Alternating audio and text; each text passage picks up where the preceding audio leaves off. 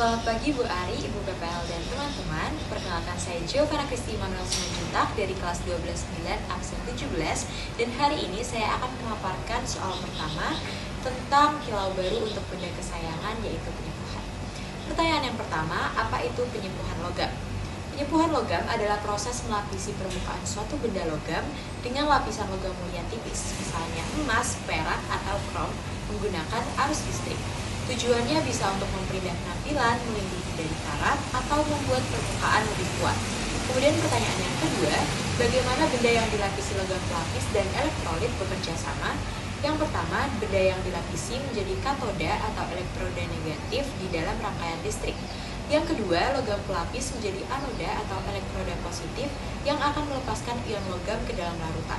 Yang ketiga, larutan elektrolit mengandung ion logam pelapis, contohnya larutan perak nitrat untuk pelapis perak yang akan bergerak ke arah katoda saat dialiri arus listrik. Contohnya, arus listrik membuat ion logam pelapis bergerak menuju permukaan benda lalu mengendap membentuk lapisan tipis yang menempel kuat.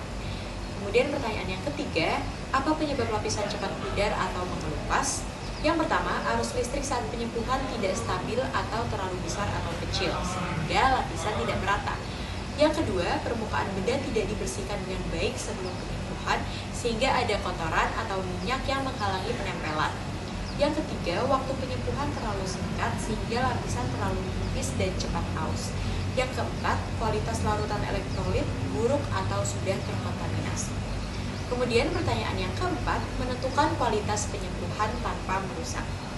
Yang pertama, dengan pengamatan mikroskopis. Gunakan mikroskop atau kaca pembesar untuk melihat apakah lapisan merata dan halus. Yang kedua, uji ketahanan gesekan ringan. Gosok dengan kain lembut berulang kali, karena lapisan berkualitas akan tetap mengkilap. Kemudian yang ketiga, uji warna. Lapisan yang lebih tebal biasanya warnanya lebih pekat dan juga konsisten.